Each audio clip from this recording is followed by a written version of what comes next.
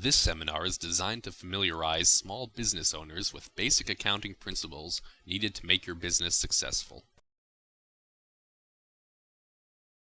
First, what is accounting?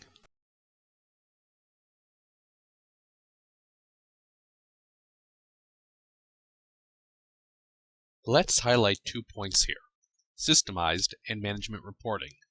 Accounting is a system, and like any effective business system, requires management's involvement. Management identifies the information that is vital to them to track business trends and to make critical, timely, and effective decisions. In order to make business decisions, an owner must understand basic accounting terminology and be able to understand the information contained in financial reports.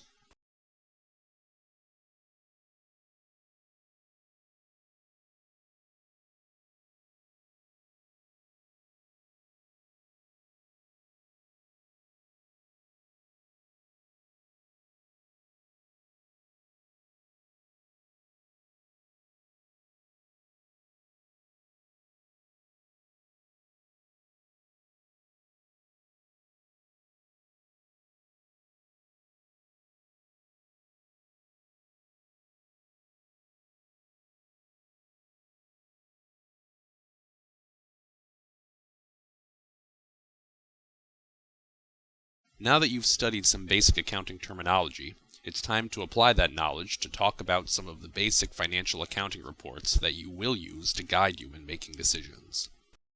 These accounting reports are the results of the recording of financial activities for your business.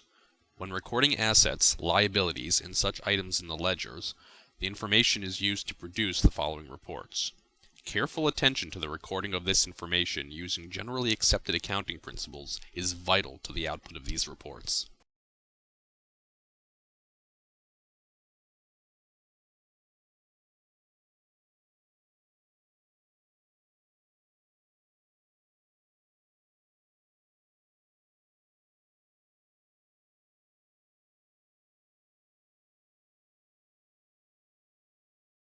Let's take a moment to look at this sample balance sheet. First, notice that this is the balance sheet for December 31st, 2007. It represents the financial conditions at a moment in time.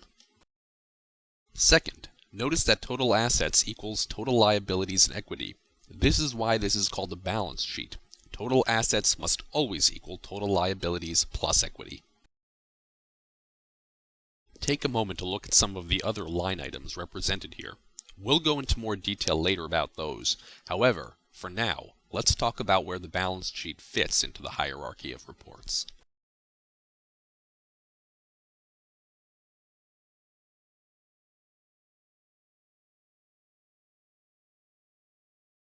As seen in this visual representation, the balance sheet is at the top of the financial hierarchy of reports.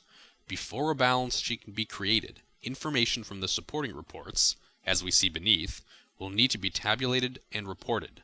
In the slides to come, we will discuss each of these levels. For now, let's talk more about the balance sheet. The balance sheet is most useful when compared to others from past reporting periods. This will establish a trend that can be analyzed to make business decisions.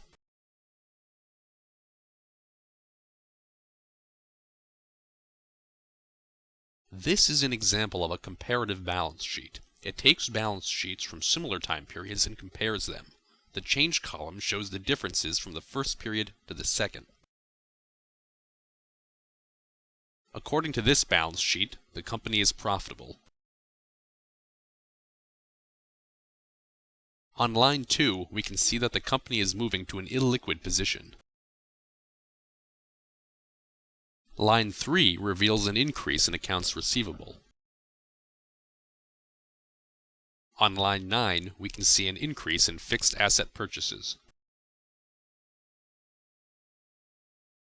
Line 25 shows an increase in debt repayment. Line 31, an increase in retained earnings. And on line 32, we see an increase in owner distributions. Notice that the amount on line 18 equals the amount on line 34. You might be asking, if we're profitable, where is the money? Note: over the course of 1 year, the profile or image of the company's balance sheet was changed, but total assets continued to equal total liabilities. The change in balance sheet was reflected evenly between total assets and total liabilities and equity. The owners should also consider their personal cash needs and budgets. Assets, A, equals liabilities, L, plus owner's equity, OE, which defines the balance sheet and which is required in reporting. Think of a scale that is always in balance. This representation graphically depicts the balance between assets on one side and liabilities and equity on the other. These numbers represent, in simplistic terms, dollar values. The terms debit and credit can be used to describe the left and right side of the general ledger T accounts. Debit refers to the left side, while credit refers to the right.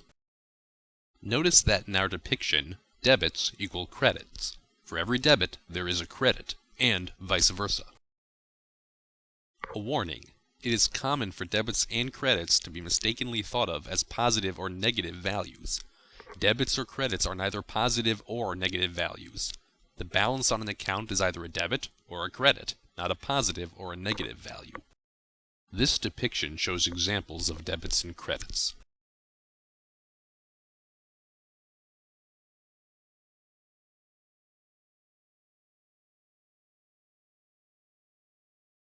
Each account is its own T account. The debit accounts of cash and accounts receivable have T accounts on the left side or debit side. The credit accounts of accounts payable and equity are on the right or credit side. Typically, assets have debit balances, liabilities have credit balances, and equity accounts have credit balances. Each account has its own balance. You'll notice that we have placed a value on the appropriate side of each of the mini T accounts. These values represent the balance for the corresponding account. Notice as we combine the debit balances and the credit balances. Liabilities and equity remain separated. Assets, A, equals liabilities, L, plus owner's equity. If there were more than one credit liability account, they would be combined, as would multiple equity credit accounts. We will show such examples in future slides. Each time you record a transaction, such as issuing of an invoice or collection of a payment, in a computerized accounting system, a journal entry is automatically created behind the scenes. Some journal entries, such as depreciation expense, are initiated or created manually by the user. Here we will demonstrate the recording of the owner's issuance of stock. Remember that on the balance sheet, debits must equal credits, or, put another way, assets equals liabilities plus equity. Let's build upon our previous example to show the effect of the owner's issuance of stock on the T accounts. An entry of 5 is placed in the cash debit column, and a balancing credit made to common stock. Common stock is equity. Notice the effect on the T accounts. Let's take a moment to look at this sample balance sheet. Accounts receivable is unchanged. Debit balances now equal 9. Second, notice that total assets equals total liabilities. Take a moment to look at some of the other line items represented here. We'll go into more detail. In this example, the business records a collection for accounts receivable. Both accounts are assets. Cash has been debited by 1, and accounts receivable credited by 1. Again, building on our previous example, let's look at the effect on the T accounts. An entry of 1 is placed in the cash debit column, and a corresponding entry of 1 credited to the accounts receivable account. The cash balance increases by 1 to make the balance 8. Accounts receivable balance decreases by 1. Debit balances remain equal to 9. The credit balance also remains unchanged at 9. We hope you have enjoyed Accounting Basics for Business.